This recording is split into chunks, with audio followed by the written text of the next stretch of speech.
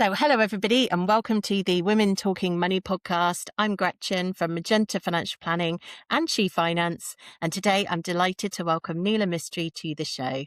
Nila is a financial life planner and the founder of Prosperity Life Planning, with over 30 years' experience helping people feel clearer, calmer, and more confident about their money, particularly during times of change.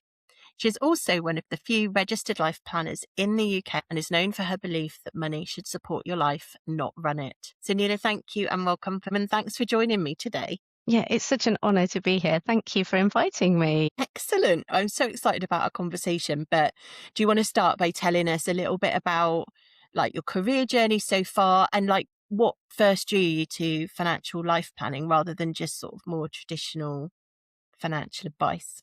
Yeah, so as you said, I've been in this profession for over 33 years. So my journey started back in 1992, just freshly graduated out of uni. I was overdrawn. I was actually quite scared and terrified. I didn't know what I wanted to do. I don't know if you remember, we had a huge recession on at the time. And I remember making about 100 job applications. It whittled down to 4 interviews and I couldn't find anything that was related to my business studies degree. So I found myself in a self-employed role giving financial advice, which was completely out of my comfort zone. And I had to learn a lot in that instant. So I worked really hard and I paid off that overdraft because I was actually really scared of what my dad would say to me. And I guess the expectation around that time was, my parents expected me to come home after university and, their ambition for me was to meet somebody and have an arranged marriage and that I would be looked after, So that was their, ambition for me.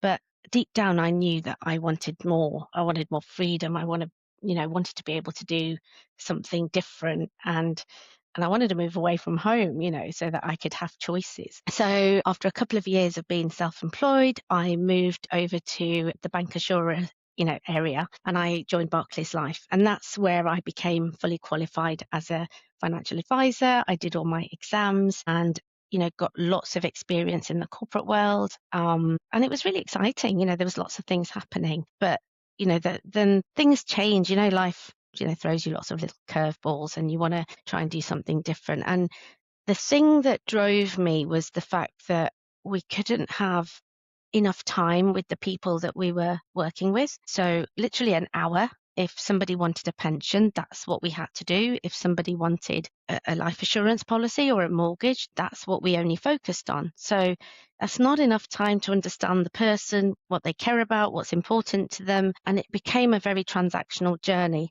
And I just became I was really unhappy and I just thought, I don't want to do this. And that's when I sort of took a plunge and decided to become an independent financial advisor and set up my business at the time. So that was called Dominion Financial Planning. And that was in 2002. And again, that was quite an exciting time. I was going to get married and I thought, right, I've got some time to plan my wedding and create this business that I want. Instead of having a leaving do, do you know what I did? I ended up having like a launch party. So I hired this bar in Holborn and I got some wine and nibbles and I invited people to just come and join me and celebrate this new journey I was on. And back in the day, there was no phones and there was no social media. So I wasn't comparing myself with anybody at the time. And it just felt really exciting to do this. So Dominion Financial Planning was launched. And then, so I ran that for over 10 years. And then a few more things happened. Life threw more curveballs and I think I grew a lot as well. I experienced a lot in that time. I had, we had the financial crisis. There was a lot of burnout. There was, I went through a lot of personal challenges as well. I had about 5 miscarriages and I think that was the first time that I realized what anxiety even was. I don't think I ever experienced anything like that. So that gave me an opportunity to sort of take a step back and look at what I wanted. And it was just a chance to rebuild and reflect and learn more about doing something different. And I'd lost my mojo. I thought, do I really want to carry on doing this? Do I really love this? And I remember sitting with a client, and we were going through lines and lines and lines of all their shares, share certificates. And I just looked at this and I thought, is this it? Is this what I'm looking to do? Just looking at these numbers, and it was just like a blur. And I thought something needs to change. So after a lot of soul searching, a bit of training and a bit of reflection and looking into what I could, do differently, I came across the Kinder Institute and life planning. And I haven't looked back since. It just completely changed my outlook and how we can do life and business and how we can help people in a different kind of way. And then Prosperity Life Planning was born 8 years ago this Sunday. Wow. Wow. Yeah. Wow. I mean, I'm hoping that some of that life planning stuff will come up in some of the questions that I've got, in Yeah. your experience of helping people. So hopefully we can touch on that, Mm, a little bit more as we go through.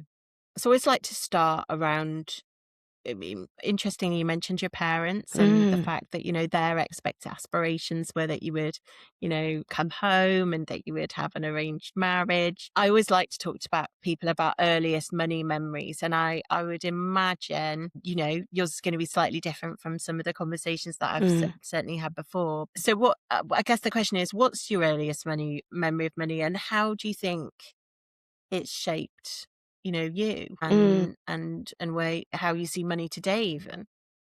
Yeah. So do you know what? I was reflecting on this question yesterday and early this morning. And when I think about money, I grew up in a family that valued money quite deeply, but not in a flashy kind of way.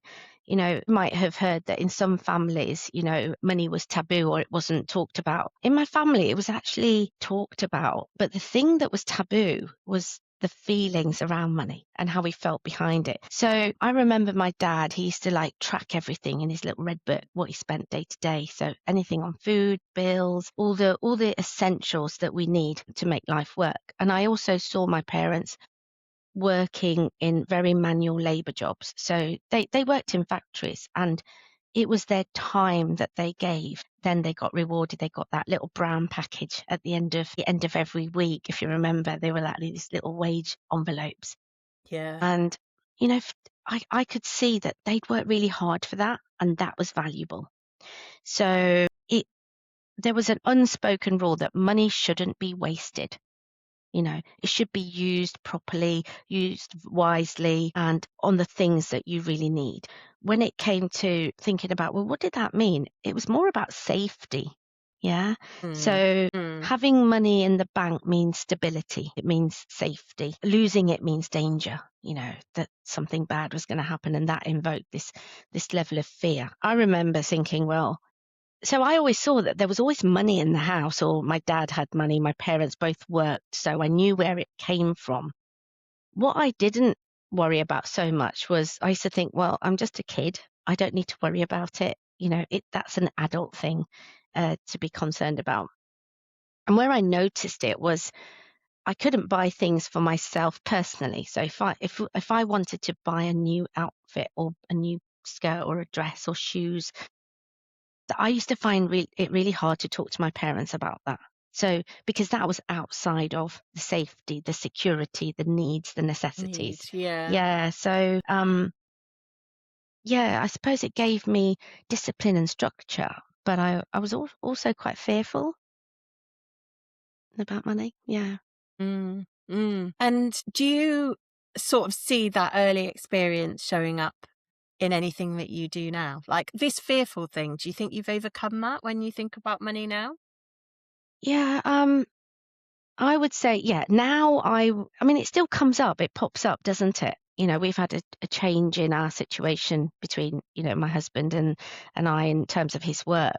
So naturally, when something changes in something that brings in money, it it brings that familiar feeling back because I've been through it before. So when I first got married, I remember a phone call, Barrett phoned me, and he says, I've got something to tell you. And I said, well, what's happened? And we were just, it was literally a few months before our wedding. And he goes, I've been made redundant. And I thought, okay, that's fine. We'll work it out. And what I didn't realize was how long that was going to go for. And where I'd had lots of, money saved and, safety, all of that safety in the bank, it's built up, it's there. I naturally saw the bank balance going down and my anxiety levels, going up. And it's scary because at that time you think, right, what are we going to do? Because this situation isn't changing. And yeah, you start to change the way you do things, or our conversations changed, and the way we sort of react with money is different as well. Then whilst that was happening, we were also going through a financial crisis at that time as well. So a few years later, his work was still up and down. He hadn't got anything sort of stable, and I know he won't mind me talking about it. And with the financial sort of landscape Yeah. changing, that had a huge impact on the business. And then all of Mm. a sudden you start to think, well, do you know what? I should know better. I do this for a living. Why is it that I'm finding this situation really challenging and difficult? And that's when it really sort of hit me. If I reflect back, I think, wow, it wasn't really about the money. It's about the stuff that sits underneath it and how it makes you feel. So Yeah. a lot of that does shape us and how we would do things differently. Yeah. And what personal values do you think sit at the heart of the financial decisions that you make? At the heart of everything that I do and everything I believe in, I think the work that I've done on myself and the experience that I've gained in the business, at the heart of it, what sits there is that I have this belief that everyone deserves to live a life fulfilled before they leave this earth. So whether that's a 5-minute conversation or a 2-hour meeting, I always like to have the hope that people leave feeling seen, supported, and that there's possibilities, that there's things that you can do. And that's what I bring into my work, and meet people where they're at. And when people come to me, I know that it's not just about the money, but that money it's brought them in front of us, right? That's what we both do. And something underneath it is really important. Something matters to them quite deeply. And I feel that people don't have the space and grace to think about those things. And when we honour that space, it gives them a chance to reflect, think about what it is that they want. Life is so busy nowadays that people don't stop. It's so fast paced. We're on our phones, we're scrolling. When you look at your usage at the end of every day, it's like, oh, you've spent 6 hours on your phone today. Isn't that scary? And then you think, where did those 6 hours go? There's only 24 hours in a day. But literally, the moment you pick up your phone, that's like a couple of seconds. And the Mm. amount of times we pick our phones up. So losing my train of thought, where am I coming to? So yeah, this is about space, isn't it? This is Space, yeah.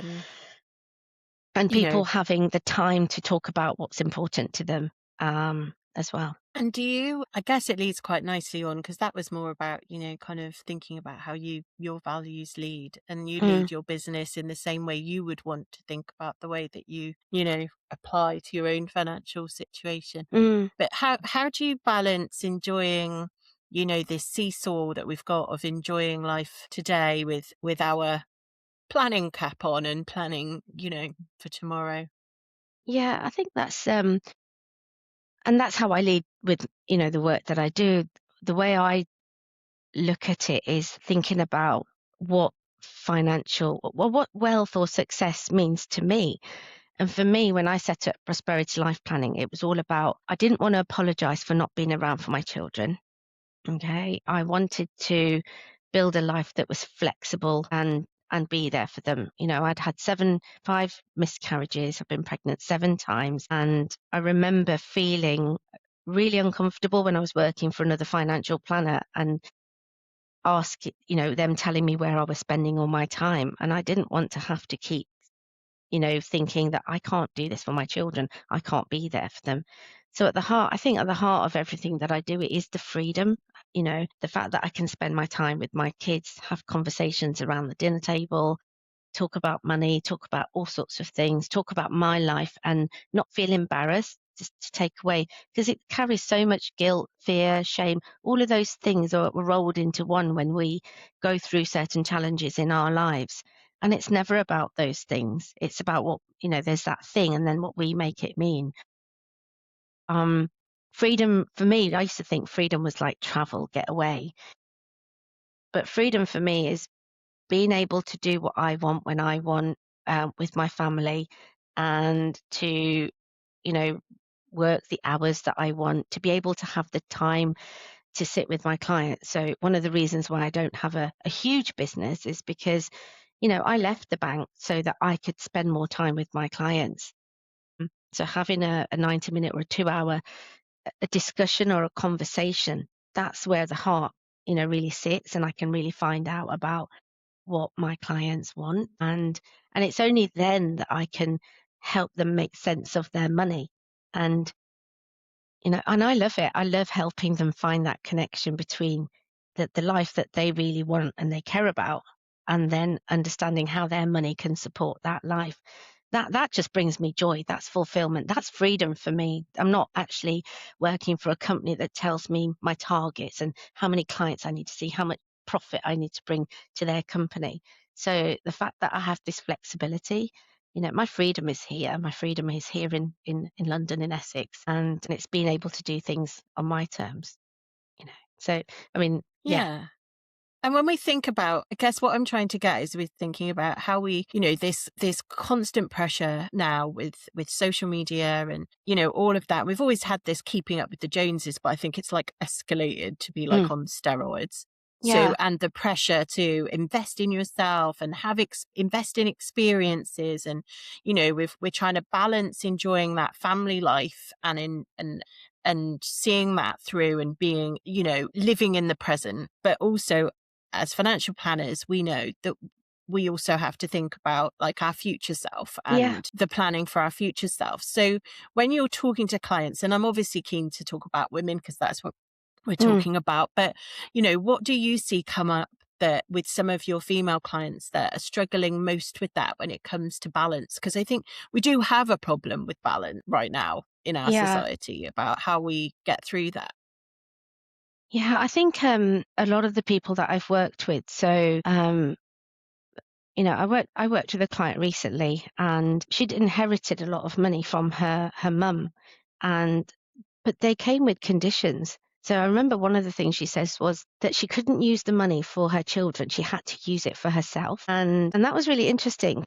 Again, you have to explore, well, I wonder what's behind that. And the way it was, she was a trained GP. And one of the things that was a challenge for her is her youngest child had some mental health conditions. And naturally, as a mother, you want to support your children, you want to help them.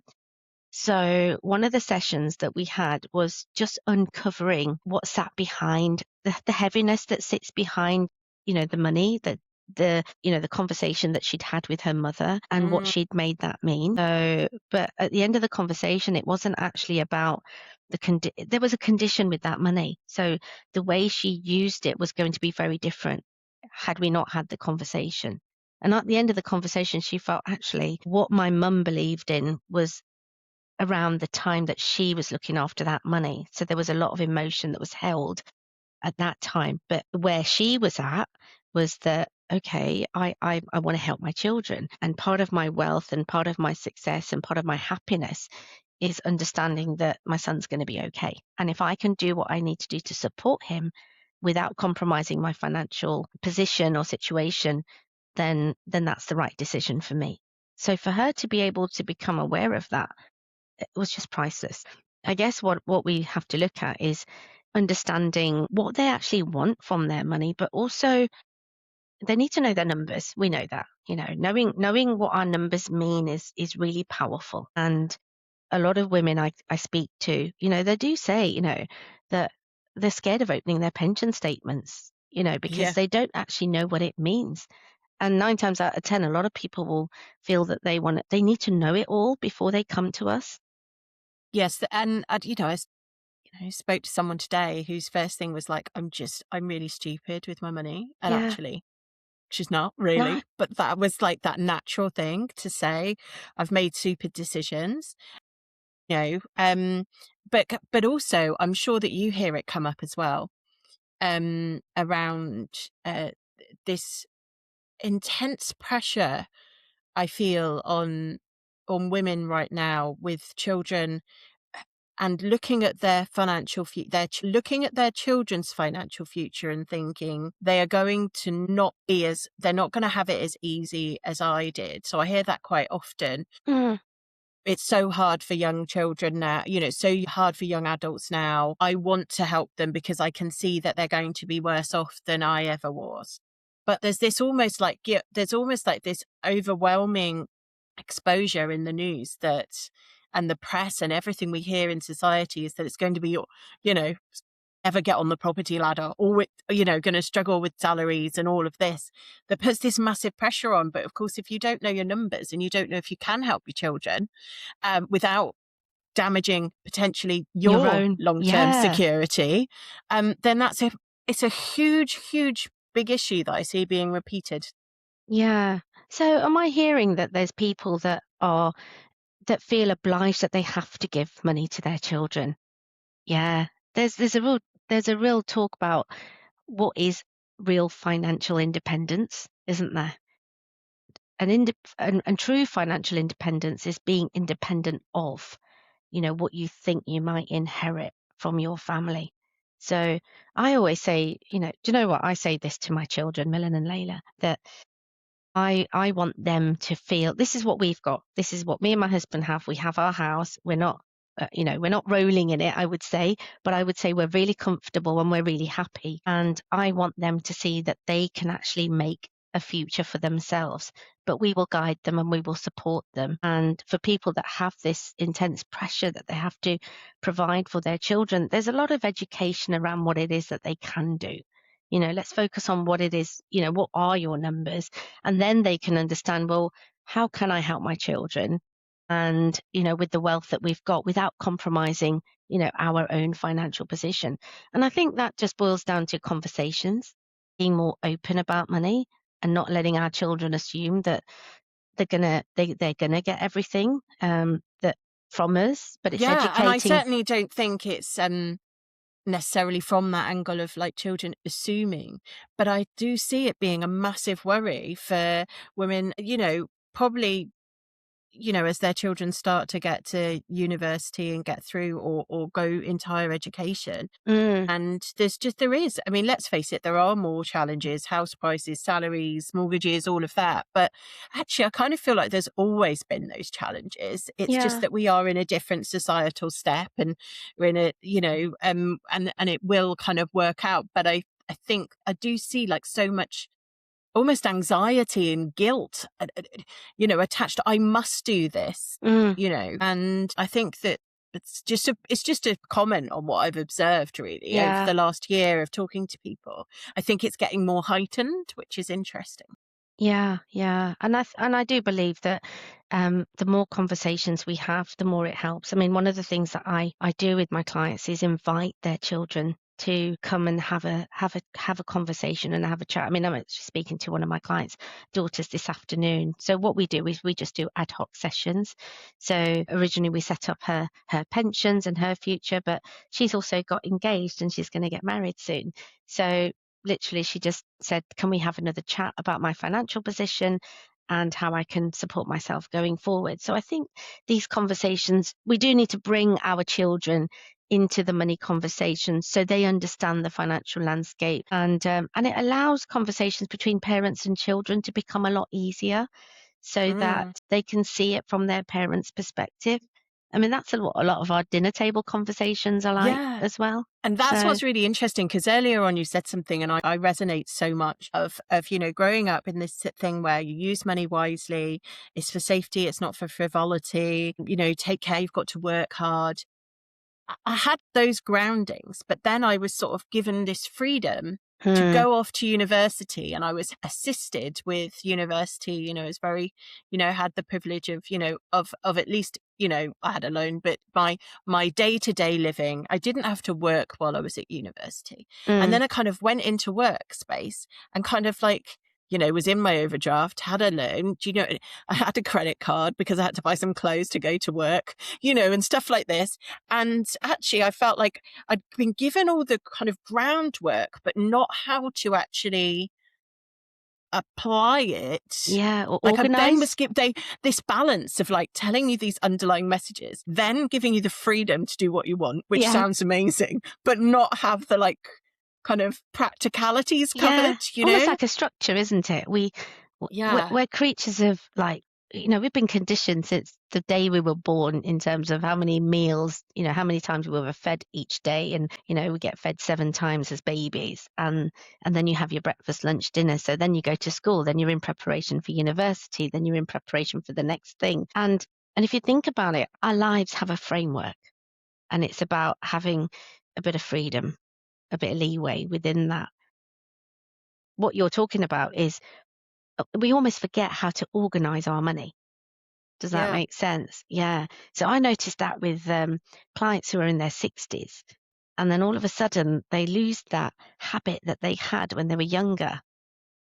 The things that they were brought up with, all of those wise words from parents, and then it's helping them work out what their little pots are for holidays, and helping their children and various things. So I noticed that I'm doing a lot more financial organization Yes. for that Yes. age group as well. And also because it's such a big change. Like we don't Mm, often actually on this podcast talk about the fact that because most of the people I interview are not like anywhere near retirement age. But yeah. the reality is that change in life is huge because you go from maybe having a regular salary to like drawing, Mm, from accumulation to decumulation. And the organizational skills you need for that are like another level. yeah. Because your payroll's not coming in the same way and things like that. So I think ultimately financial planning is about financial organization. Let's face it. Yeah, it is, isn't it? I mean, we speak to business owners, and they're really successful at what they do. They make bold decisions, they take risks in their business. But when it comes to personal finances, it sort of quietly takes a back seat. And like you said, Yeah. it's us now that has to take care of the future us. And if we don't take responsibility, if we don't give it that attention now, then it's only us that's going to suffer. And that pain and suffering can actually impact our emotions and then what we do with our money thereafter. So it's very linked in terms of, again, I think it is so important to have those conversations about money, and it's okay to get that help. You don't have to figure it all out by yourself. And the moment you have space to think about it, the moment you unravel your thoughts, all the things that you want to have, it gives you an opportunity to leave behind that heaviness and think, Mm, actually, you know what, I'm going to just leave that to one side, because we're always going to have the things that hold us back. We're always going to have those experiences, those familiar feelings of, when something didn't go our way, or if we, lost our jobs, or if we, had a difficult conversation with a loved one, or whether, the stock market went down and we lost some money. It doesn't matter. There's always pain and suffering around the feelings of what happened. But the moment we focus on what is it that I do want? What is it that I can do? And what will that look like? Then there's an energy shift. It goes from one side to the other. And then with that energy shift, and this is where I notice a huge change in my clients, they start to think and feel that something is possible that is bigger than them. And that mm. energy shift gives them motivation to then think, okay, if I want to have this life, then how do I want it to look and feel? And what are the things that I'm prepared to do to make sure I get it? So then it might mean that they start looking at the day-to-day expenses. They start looking at what goes in, what comes out, and how much they have left at the end of every month, and what they can allocate to a certain holiday or something that they actually do want to do. It moves us into action, and it's only when we take action and actually physically do something that we can actually start contributing to our future selves. You know. I think that's really, really important. I mean, it's part of the reason why I wrote the She Finance Workbook was around how we can journal. Mm, We all know that we need to give ourselves the time and the space to think about these things. We can't take the actions if we don't know what the actions are trying to achieve. yeah. So, so much of it is around just like starting where you are, as you said, you meet clients where they are, and it's about how can we facilitate thoughts around journaling, around, you know, what we really, as you say, what we want to achieve, but also think about those little things that come in. What if this happened? What Yeah. if our family unit broke down? What if, you know, there was a redundancy or an Mm. illness, and kind of layering all those things together, and it, you know, can really lead to then us looking forward with like a kind of growth Yeah. abundance mindset, but with a plan for it, Yeah, rather I know. than, you know, just going Going into it yeah, blind. Yeah. exactly, Yeah. exactly. I think that's the thing, the power of it for sure. Yeah. I think it's, and I love what you've created in your workbook. It's a great insight into getting to know yourself. And Yeah. we don't have enough time and space generally to do that. But imagine if we did. I think, Well, and I don't know if I've told you this, but I'll be honest to anyone listening it. Like, the reason why I made such a massive change in my life last year, and I moved home, and, mm, you know, I moved quite a distance from where I've been living for 25 years, was because I wrote that workbook and I did all the work myself, amazing. you know, like I did all I'd the love work to have myself another and went, conversation to see what you found and all your insights. yeah, That would be incredible. yeah. But, you know, it's only when you reflect, you do those, go through those steps, can you start to make like really big, if you need to make a big decision, those are the ways that you can do it. Yeah. I'd like to ask a question though around, which is relevant really. You know, if someone's a woman, if someone's listening today and feels uncertain or overwhelmed or almost like behind with money, which is what some people feel, what's one thing you think you'd like, you know, her to know? That it's never just about the money. It's about your relationship with yourself. So I would say just get curious and start to become more aware about what it is that you want. And rather than, as I said earlier, often we sort of sit with that pain and suffering of the things that we haven't got or the things that we haven't done. You know, you did what you needed to do in the situation that you were in, and it was the right thing for you. There's no bad decisions or wrong decisions when it comes to money or the way you managed your life. It's okay. What I would love for you to think about is think about what you want now going forward. We can't change what happened, but what we can do is have an impact on the way you want to live your life going forward. So think about what you want, how you want your life to look, how you want your life to feel. Okay. And tune into that energy and give yourself permission to just write down or journal or use that workbook that you've got and and allow yourself to dream about what you do want to have more of. And then reach out, either speak to somebody, have a conversation, whether it's your bestie or whether it's a financial planner or whether it's, you know, reaching out to people like us and just have that initial conversation. It doesn't matter. You still will leave feeling really excited about what your next step will be. Don't just sit there and not do anything. Excellent. And okay, we're kind of running out of time. So I guess it's, where can people listening find out more about you and the work that you're doing? Where's the best social thing to follow you on, etc.?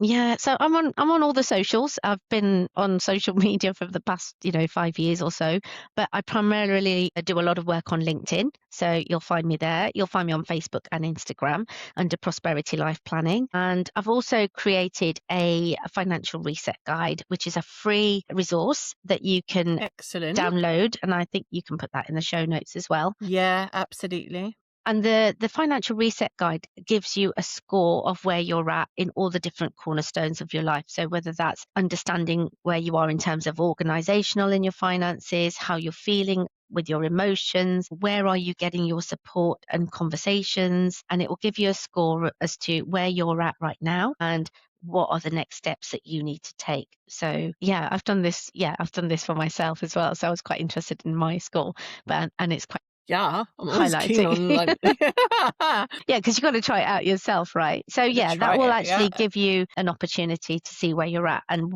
what kind of support you need next. So please, do download that if you want to understand your financial score right now. Perfect. Well, thank you so much for talking to me. I've really No, thank you enjoyed for it. I having me. think we could probably keep going, but Yeah, everyone would be we've getting only out just their got car and started. their commute would be finished. So Yeah. But I really, really appreciate you coming on today. Thank you so Yeah. much. Thank you so much, Gretchen.